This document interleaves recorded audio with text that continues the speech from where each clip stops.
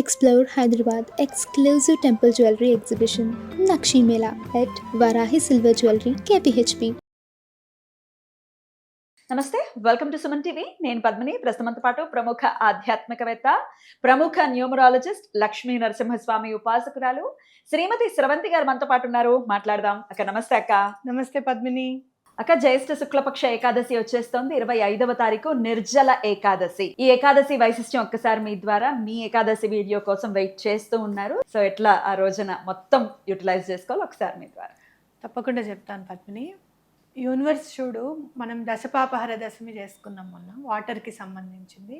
ఇక్కడ కూడా మళ్ళీ ఏకాదశి పేరు చూస్తే నిర్జల ఏకాదశి, అంటే జలంకి సంబంధించింది. ఆ రోజు అసలు ఏమాత్రం మంచినీళ్ళు కూడా తాగకూడదు, స్ట్రిక్ట్ ఉపవాసం అన్నమాట. ఏమి తినకూడదు, తాగకూడదు, మంచినీళ్ళు కూడా తాగకుండా ఉపవాసం ఉండాలి. అంటే దీని వెనకాల సారాంశం ఏంటంటే, కావలసిన నీళ్లు మొత్తం అన్నీ తాగేస్తాం సమ్మర్ అంతా. అవును, అవునా కదా. ఆ డిటాక్సిఫికేషన్ అవ్వాలి బాడీ అని అంటే కనుక ఒక్కరోజు అసలు మంచినీళ్ళు కూడా ముట్టుకోకుండా కేవలం గాలి పీల్చుకుని బతకాలన్నమాట మనం ఆ వన్డే. ఆ రోజు ఎలాంటి డిటాక్సిఫికేషన్ అవుతుంది అని అంటే, స్పిరిచువల్గా కూడా మన 7 చక్రాస్ కూడా క్లెన్స్ అవుతాయి ఈ నిర్జల ఏకాదశి చేస్తే. నేను అసలు చేయలేను, నేను అసలు తినలేను అంటే, భీముడు నిజంగా చెప్పాలంటే వాయుపుత్రుడే కదా. అవును, ఆయన గాలి ఒకటి తీసుకుంటే బ్రతకలేడా. కానీ మన గురించి నేను తినకుండా నేను ఉండలేను, నాకు ఇష్టం చాలా ఫుడ్ అంటే అని అంటే, ఈ ఒక్కటి చేయవయ్యా, ఈ ఒక్కటి చేస్తే నువ్వు ఇంకా మిగతా అన్ని ఏకాదశులు చేసినట్టే అని చెప్పి సాక్షాత్తు శ్రీకృష్ణ పరమాత్మే చెప్పాడు అనమాట. ఈ యొక్క ఏకాదశి చేస్తే నీకు మిగతా అన్నీ కూడా చేసినంత ఫలితం దక్కుతుంది అని చెప్పి.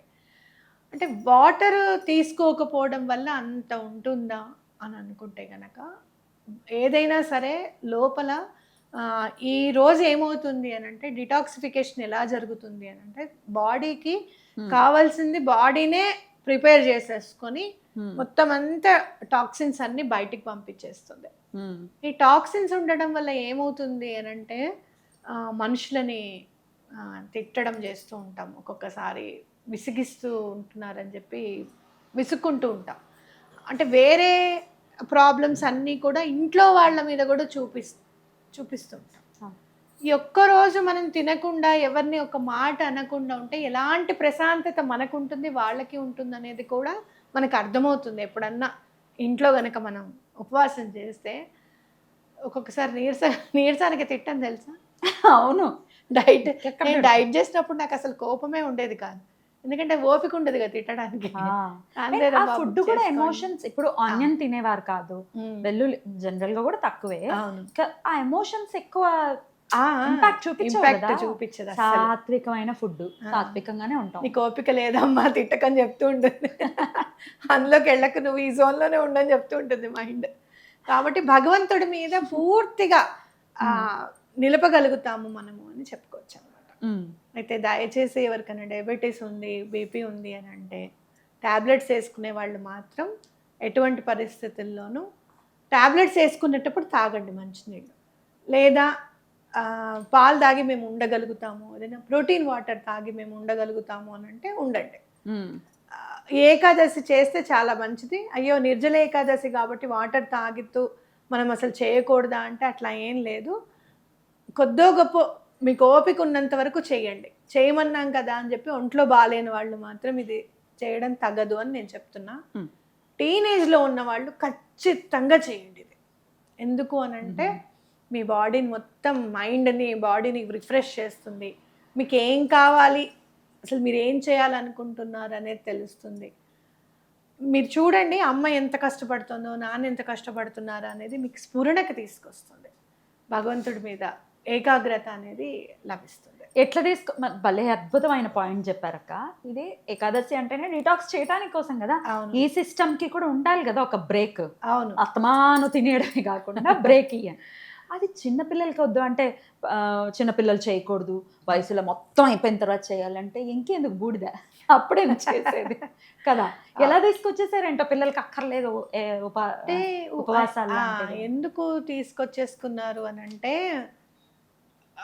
కొన్ని సార్లు నేను అనలైజ్ చేసింది ఏంటి అని అంటే, భగవంతుడు దాంట్లో పడిపోయి నాకు ఇంకా పెళ్ళొద్దు ఏమొద్దు అనే స్థాయికి వచ్చేస్తారేమో అన్న భయం. పూర్వం ఏమైనా దెబ్బలాటలు అనుకున్నా కూడా పిల్లల ముందే దెబ్బలాడేసుకునేవాళ్ళు. మాటలు అవి పిల్లల మనసుల్లో అవి ముద్ర వేస్తాయి. చాలా సందర్భాల్లో ఏదన్నా ప్రాబ్లమ్స్ ఉంటే కనుక నేను బావగారు వాట్సాప్లో మాట్లాడుకునేవాళ్ళం ఇంట్లో ఉన్నప్పుడు కూడా. వాళ్ళ ముందు కష్టము అనేది తెలుసు, డబ్బులకి ఇబ్బంది ఉందని అంతవరకు ఓకే, కానీ వీళ్ళు ఇలా అన్నారు వాళ్ళు అలా అన్నారు ఈ మాటలన్నీ ఏవి కూడా వాళ్ళకి తెలియనిచ్చేవాళ్ళం కదా. పొల్యూట్ చేయడం ఎందుకు వాళ్ళ మైండ్లో అనేది కాన్సెప్ట్ అనమాట. కొంచెం అది మనం ఇదివరకు అట్లా ఉండేది కాదు. కూటం కాపురాలు, కలిసి కాపురాలు ఇవన్నీ కూడా ఇంపాక్ట్ పడుతుంది. ఒకళ్ళు ఎవరైనా దేవుడి మీద ఉండి వాళ్ళు అసలు పెళ్లి చేసుకోము అని కనుక అంటే వాళ్ళతో ఫ్రెండ్షిప్ చేయనిచ్చేవాళ్ళు కాదు. అవునా? ఇవన్నీ బాధలు ఉంటాయి.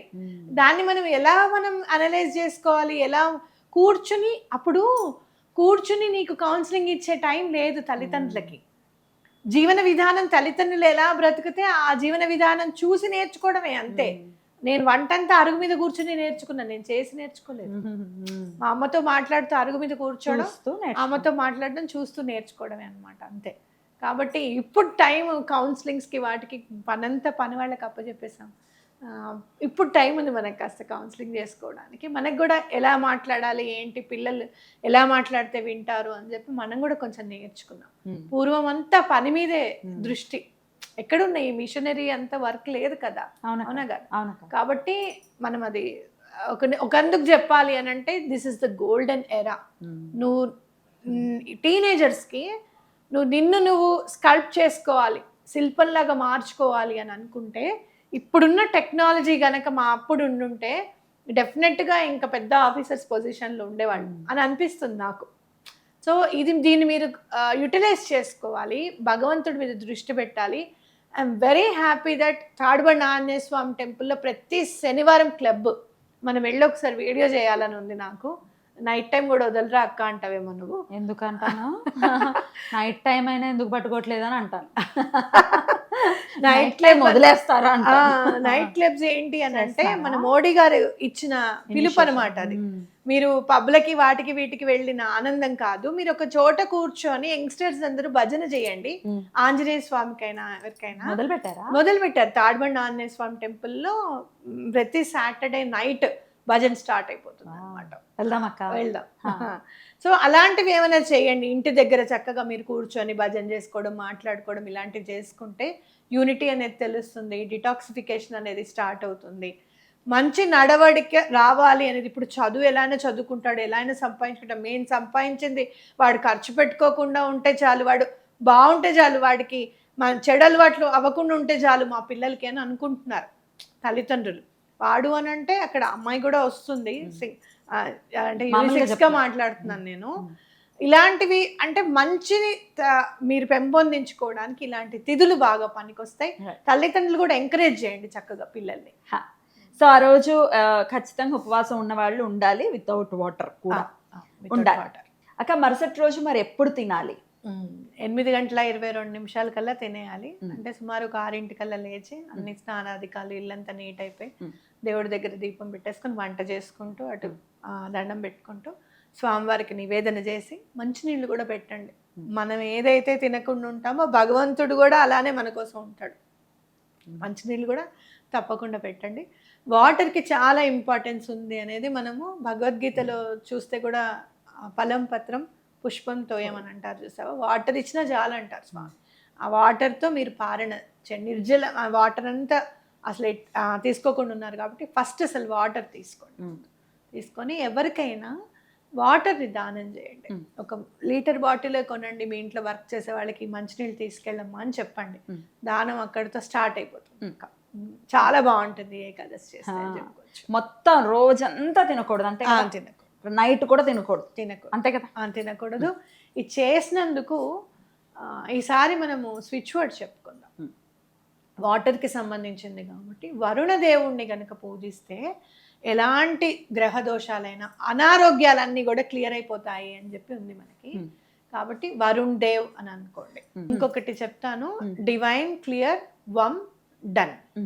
వమ్ అనే బీజాక్షరం వరుణ దేవుడికి సంబంధించింది. మీరు ఎలా చేయాలి అంటే యూనివర్స్కి మీరు ఎలా ప్రే చేయాలి అని అంటే, ఈసారి వర్షాలు ఎన్ని సెంటీమీటర్లలో పడితే మనకి మంచి జరుగుతుందో అన్ని సెంటీమీటర్లలో వర్షం పడి సుభిక్షంగా పంటలు పండాలి అని చెప్పి దండం పెట్టుకోండి. ఓకేనా? రైట్. ఇక ఒక్కొక్కసారి ఈ సెంటీమీటర్లు చూస్తే భయం వేస్తుంది. అధిక వర్షపాతం అని 4 సెంటీమీటర్స్ ఉంటే అధిక వర్షపాతము అని చెప్పి నమోదయ్యేది మా అప్పుడు. ఇప్పుడు 18 సెంటీమీటర్లు 22 సెంటీమీటర్లు ఇదేం వర్షం పెరుగుతూనే పోయింది. కాబట్టి అలా కాకుండా ఎలా మనకి వర్షం పడితే మంచిది అని చెప్పి చూసుకొని అలా దండం పెట్టుకోండి. యూనివర్స్కి కూడా మంచి చక్కటి వర్షాలు పడాలి అని చెప్పి దండం పెట్టుకోండి. పిండి దీపాలు కూడా పెట్టాలి కదా. కామన్ అది. తప్పకుండా పిండి దీపాలు 11 పెట్టండి. చక్కగా ఒకటి పెద్దదిగా పెట్టుకొని కింద 11 పెట్టడం అనేది చేయండి. కొంతమంది అడుగుతున్నారు అక్క, ఆ రోజు మాకు 4వ రోజు అవుతుంది, స్నానం నాడు చేయొచ్చా, ఉపవాసం ఉండొచ్చా? పనికిరాదా? తప్పు, పనికిరాదు. దీని గురించి మళ్ళీ ఎందుకు తప్పు అనేది దీని గురించి నేను తప్పకుండా ఎక్స్ప్లెయిన్ చేస్తాను. ఇప్పుడైతే చేయొద్దు, చేయకూడదు. సూతకంలో ఉన్న వాళ్ళు ఏకాదశులు ఫాలో చేయొచ్చా? చెయ్యరు, చేయొద్దు. విష్ణుమూర్తికి సంబంధించింది కాబట్టి చెయ్యరు. డన్. బ్యూటిఫుల్గా ఎక్స్ప్లెయిన్ చేశారు. ఖచ్చితంగా ఈ ఏకాదశిని మన వాళ్ళందరూ చక్కగా చేసుకోవాలని మనస్ఫూర్తిగా కోరుకుంటూ ఈ స్విచ్ వర్డ్ ఎన్నిసార్లు చదవాలి? 108 times. 108 times. Right. Thank you so very much అక్క. నమస్తే.